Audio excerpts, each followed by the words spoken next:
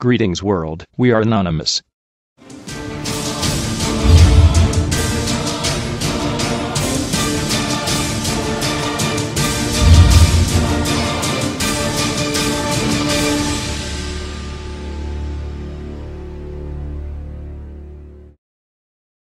Greetings to the American people. This is a most urgent update regarding the activities of the federal government and corporations at large. Recently, it has come to our attention that the policy of net neutrality has been reversed. To the people, we apologize. The events of the Trans-Pacific Partnership may have perhaps overshadowed the actions of the federal government regarding net neutrality. But the two are not mutually exclusive. Without first eliminating the policy of net neutrality, many of the points within the TPP would be considered unenforceable. Net neutrality refers to the accepted policy that the government will not regulate the Internet, thus remaining neutral on imposing regulations on the Internet. Since Internet service providers only provide hardline or high-fidelity access points through cellular towers, they have no authority to charge for the content viewers were accessing on hardware. Last month, the policy of net neutrality was reversed by Federal Court of Appeals. Odds are this will never reach the Supreme Court, but the ruling will stand, guaranteeing that within this year you will be charged for accessing Google's recently acquired video provider, YouTube.com, and viewing this anonymous video update. The Grid. A digital frontier. Clusters of information as they move through the computer. What do they look like? Ships, motorcycles. Were the circuits like freeways? I kept dreaming of I thought I'd never see. And then, one day, I got in.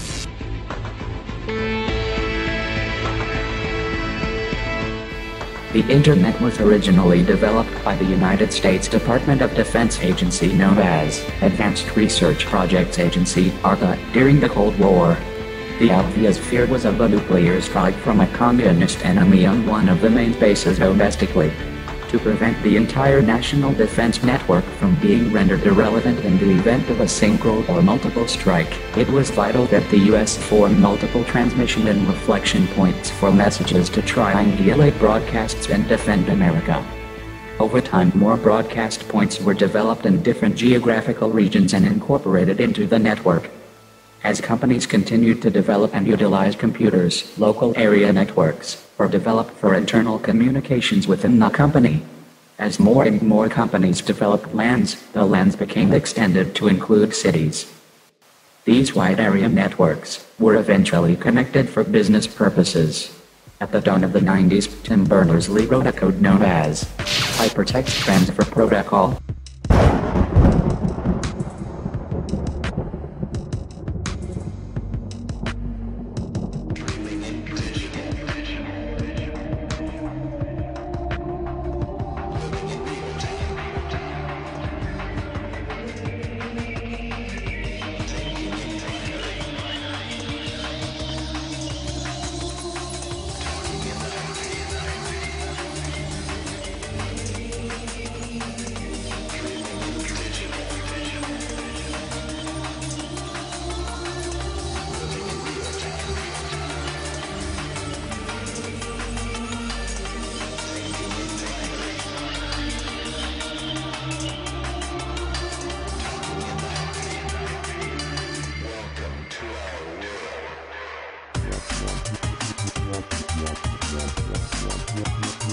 HTTP utilized the hard drives of personal computers to store and transfer information as mirror points on the grid. This code connected the data from various computers, and browsers were created to read this code, which is converted to usable information upon display, thus adventing the World Wide Web, a code that was intentionally free.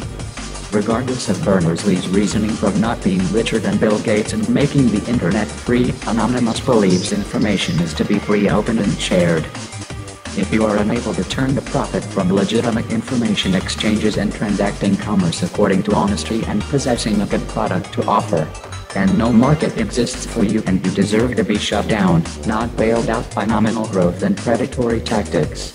Since the World Wide Web is free, large communication providers have been orchestrating a way around Berners-Lee's creation in order to turn out much larger profits. Beyond these corporations' comprehension is apparently the fact that much of the communication infrastructure we use today was subsidized and installed by AT&T at the instruction of the federal government. The federal government essentially created and organized the American Telegraph and Telephone Code into a natural monopoly, for the sole purpose of installing phone lines across the country. After which point, AT&T was broken into smaller regional municipal utility phone companies to prevent predatory activity on consumers. This industrial fact actually created the market for large communications providers today. Therefore, their industry is not based on their personal innovation, and they have little to no contribution of technological advances beyond government requisites.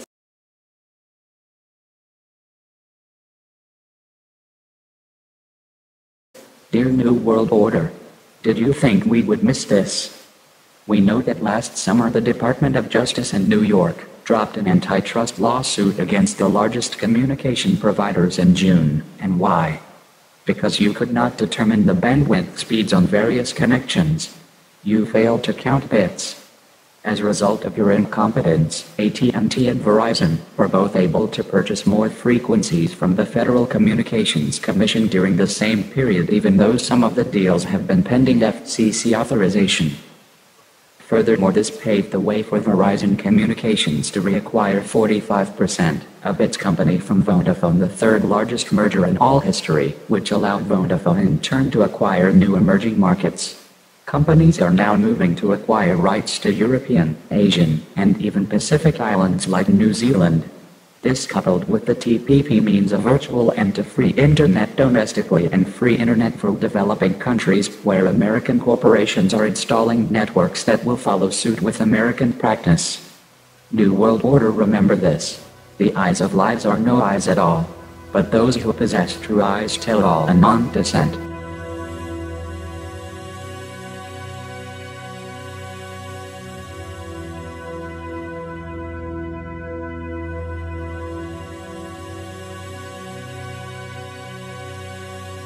It is this charge that Anonymous now brings to the American people. The 1890s were a time of upheaval within the 45 United States.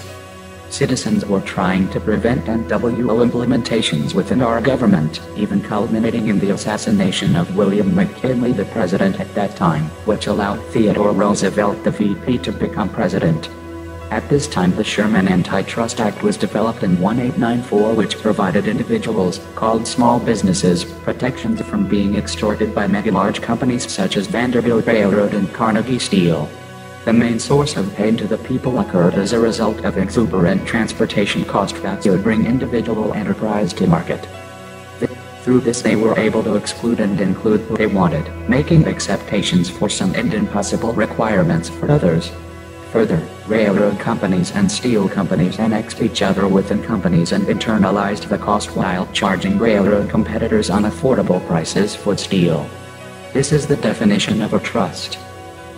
A trust is a group of businesses in an industry that make an agreement on how to implement predatory tactics against the population at large.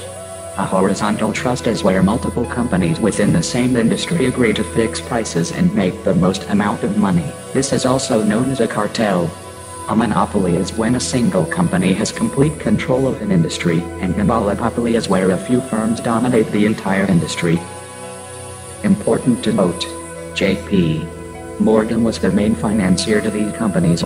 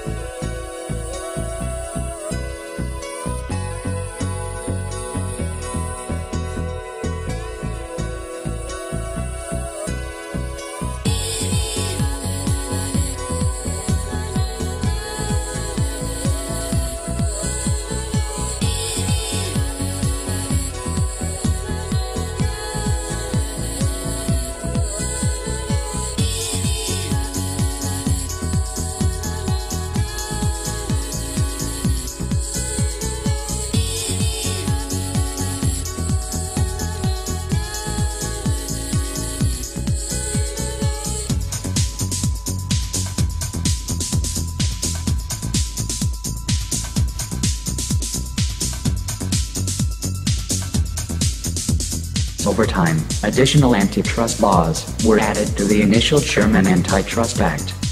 Unfortunately, breaking up those trusts into smaller companies led to more collusion and predatory tactics against the American people on behalf of the robber barons. The Clayton Antitrust Act of 1914 came as an attempt to resolve the tragedy that occurred from the last act.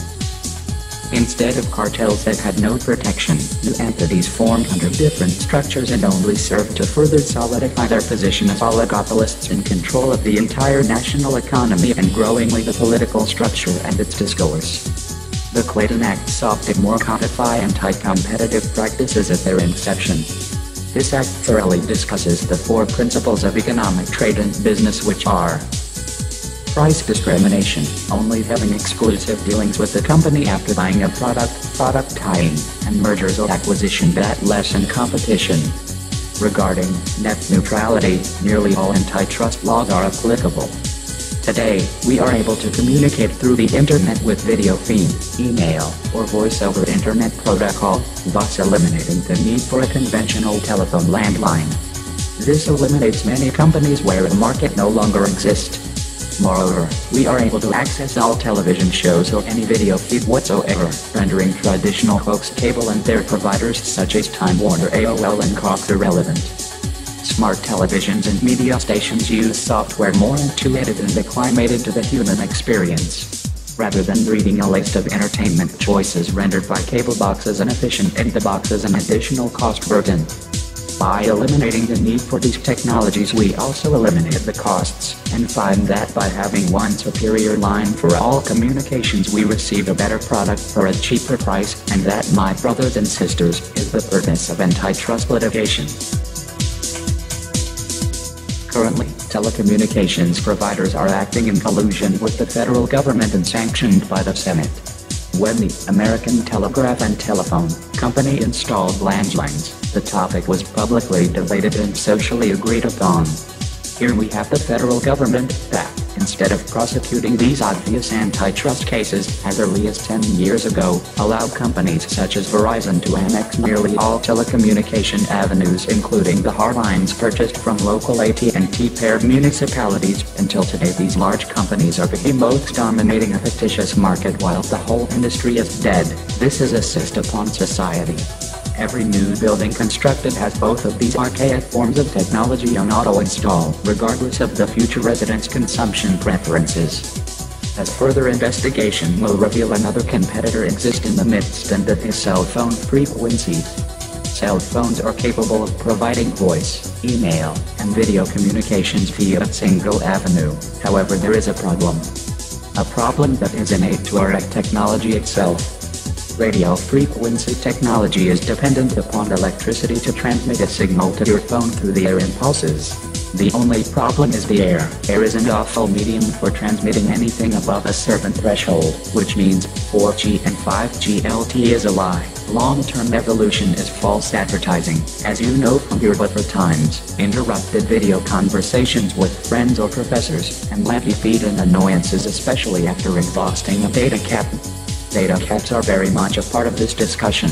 Capping the amount of data one is able to receive to their cell phone is also a part of price setting and returns less dollar value to the individuals as a direct result of this collusion in price setting by the communication providers. Moreover, one could imagine the tragic effects these predatory tactics might have when an online student in a remote area. Through predatory tactics, companies, not limited to Verizon, limit the technology available in that cell region and place a data cap on all products when the student needs to have high bandwidth for live video feed with other students across the nation. Cell regions are octagonal shapes that have a cell tower at each connection point or node. The people living within these cells are selectively provided a limited amount of communication interconnectivity options, so those companies responsible for that region make the most profit. Satellites are excluded here as competitors, but are considered competitors in the courts.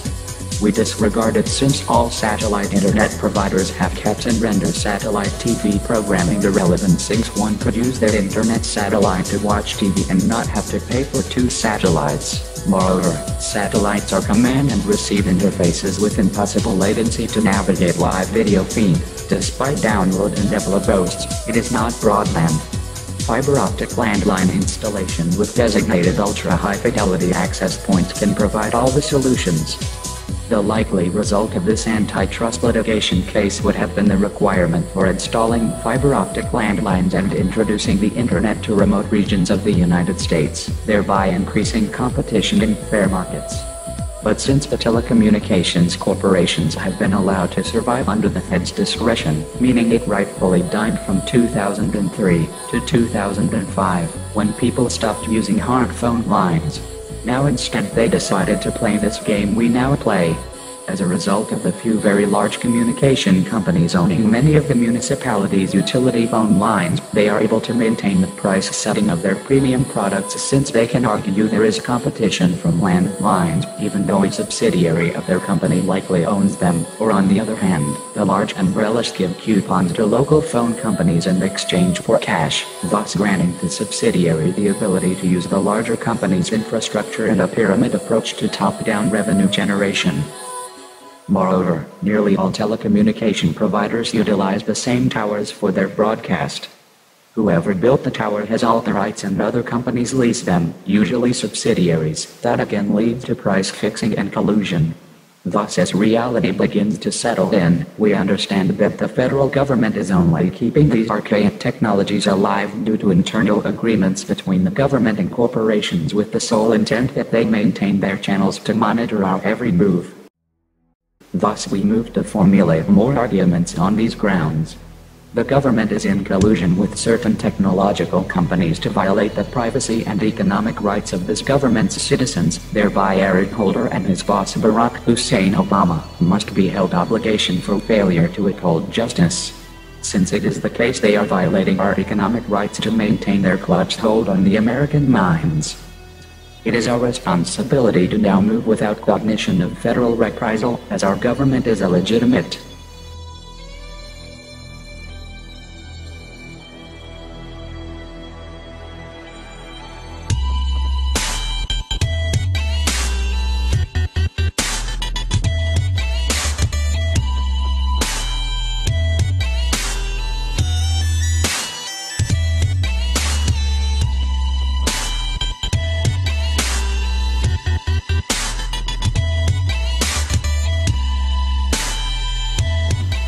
The president is refusing to use all normative channels of government for dealing with domestic issues, such as addressing the legalization of marijuana by not one, but two states of the union.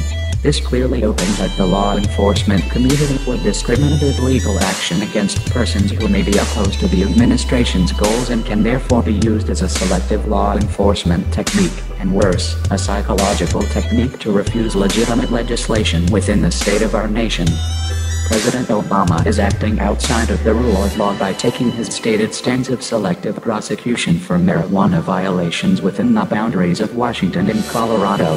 Mr. President, where is the legislation? What will citizens defend themselves with when the DEA arrests them for being Tea Party marijuana growers? As we know from history, psychological oppression is the greatest form of tyranny from the government. President Obama, your continual refusal to acknowledge yourself as an Islamic convert further substantiates our claims of your illegitimate presidency. Everyone has seen the Malcolm X story, or the Muhammad Ali story. We all know that changing your name on conversion is part of the religion. So why do you continue to lie about it to the American people, Barry? It is because you are a constitutional terrorist with no respect for the rule of law nor the American people at large. The American military still has yet for an amendment to the Uniform Code of Military Justice wherein sodomizing a male or female is punishable by termination of duty, death, or imprisonment. Your disregard for the rule of law in this manner is portrayed by flying in the face of decades of military tradition without first changing the law code of the military itself. These individuals put their lives on the line and swore an oath under the parameters of the UCMJ. Why should they have to honor their oaths in your military when you can honor them with proper legislation? It is as a result of these facts, plus the many more future executive orders you have established that we, anonymous, will no longer include you in our logic structure. You are as irrelevant to us as who your father is, and whatever he thinks. Recently, we have noticed a large portion of accounts deleted on various internet social networking sites. It is no secret that these were agency-driven deletes due to the recent ruling on net neutrality. As such, this has become a matter of peril for our purposes. This will obviously lead to decreasing the amount of educated people within America, and the repercussions will go all the way to apocalyptic scenarios. Today, we call all Americans within the United States to band together and start operating private area networks that we will network as soon as net neutrality goes into further effect. We urge you to develop your own websites and run them off of an old home desktop as the server. In this way, we will exclude the federal government from imposing sanctions on our open source network. That is correct. We are calling all Americans to develop a new grid to be accessed by the end of this year, 2014. Federal government, you should not have removed net neutrality. You should not have maneuvered and manipulated this situation into existence.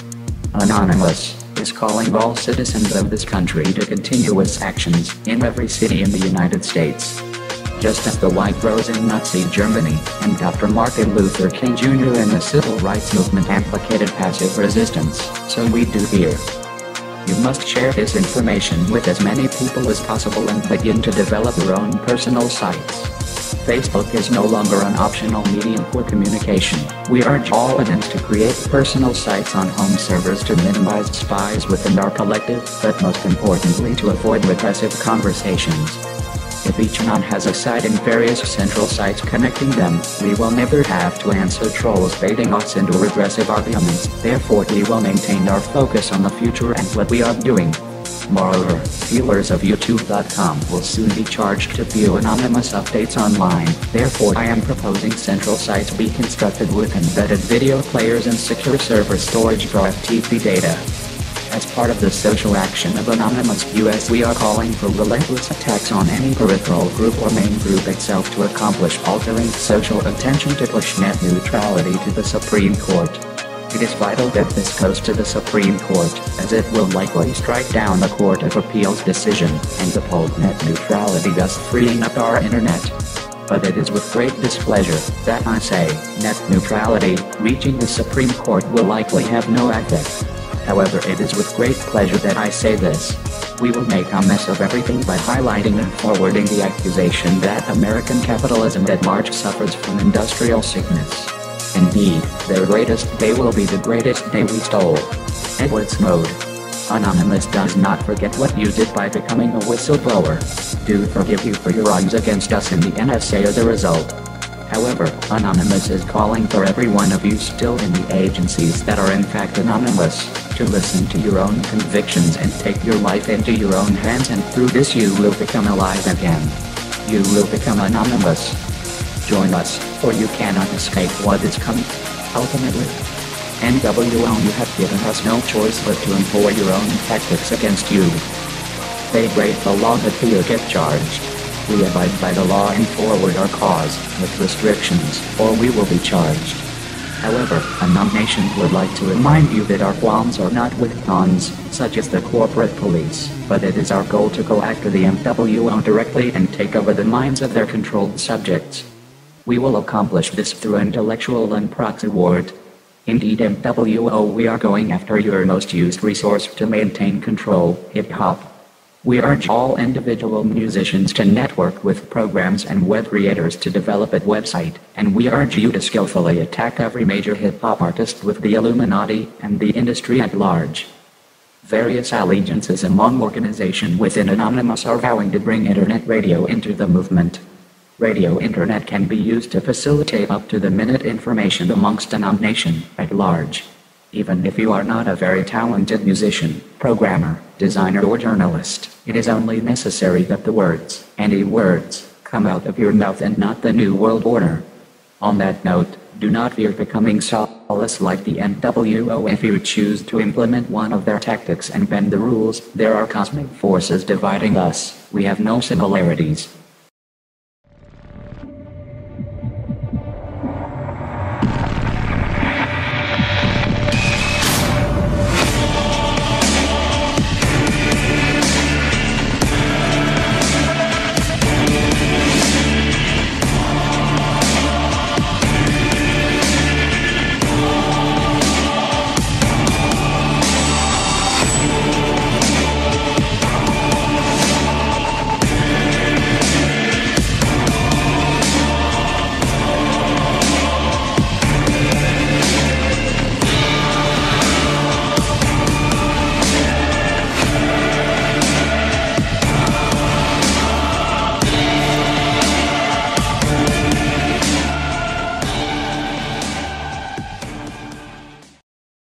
Due to the continued failure of the federal government, we are calling all states and municipalities to group together outside of the city councils and chambers of commerce if local government bodies are unwilling to act, and to independently launch fiber optic installation companies subsidized by your local municipalities.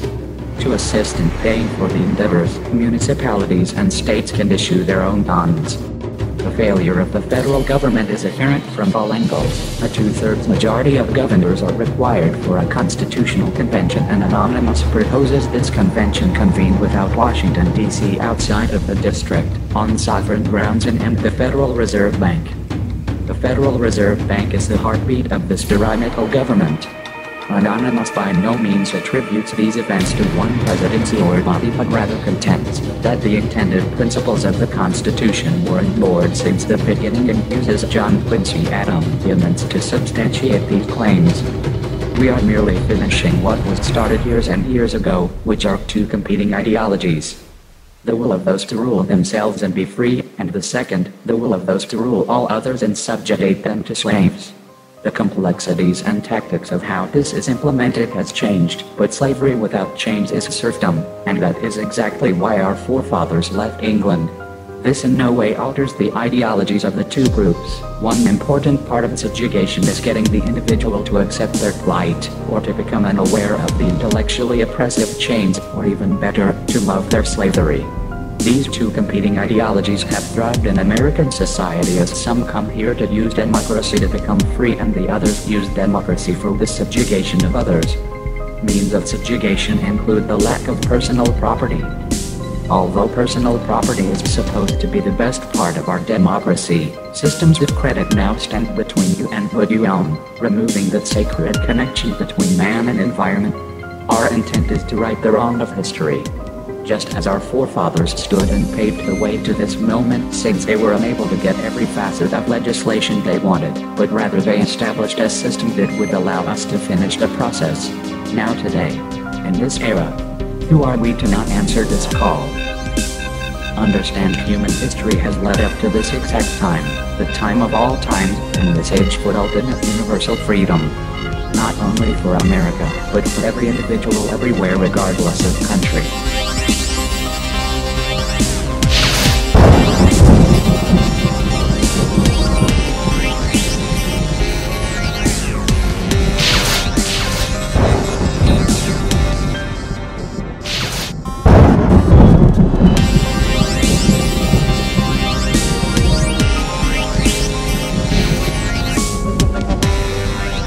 We right society by removing the genocidal capitalistic companies from enterprising. We can remove the exploitative economic policy agreements between our countries.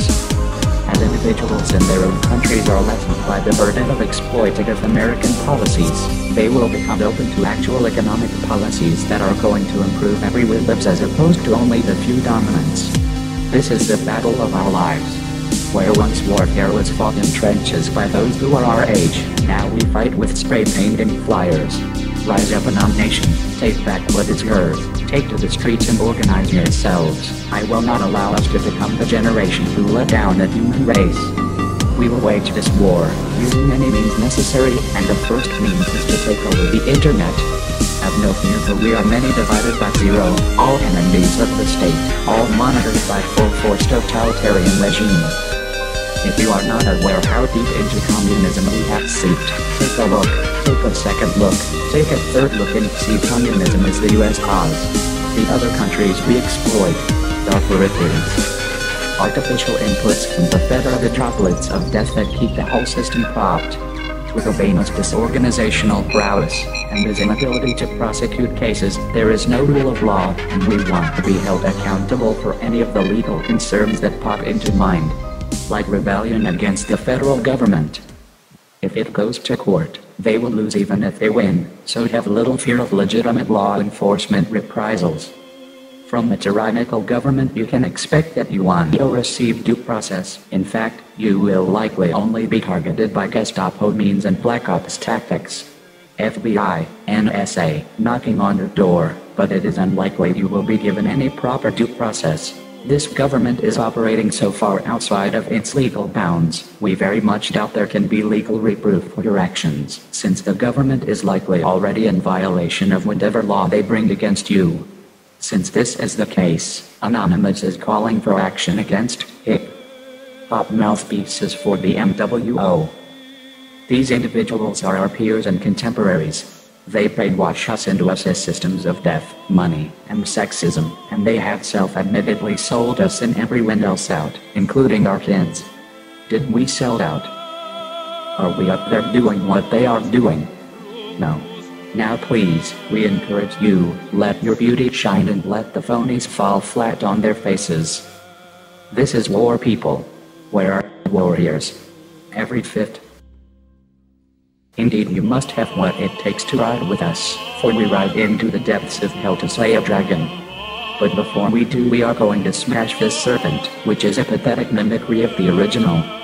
We encourage everyone to trade in their "Done Tread on Me" flags for anonymous flags, signs, or other flags. It is with my apologies that I say that, but we can no longer tolerate any lies within our midst. The serpent was invented by Benjamin Franklin to counter England, who is a dragon. In hindsight, it is an Illuminati mockery. To me, I am hunting a serpent and a dragon. That flag is an abomination, but the principle holds. Cut off the head of the snake, which is Boston and DC, and the rest will follow. Please put down the "Done Tread on Me" flag. We are lions, not serpents. Many of our kind wrote pamphlets under anonymous names for fear from someone within the administration of the founders, those same founders that chose us Make for America to reel against a dragon. I am anonymous. The authors of the Federalist Papers were anonymous. We smash snake heads.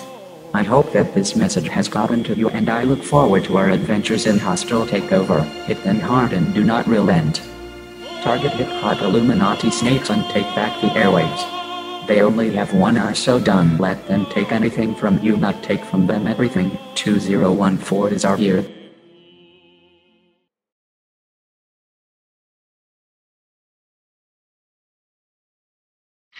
Rogue Leader signing off.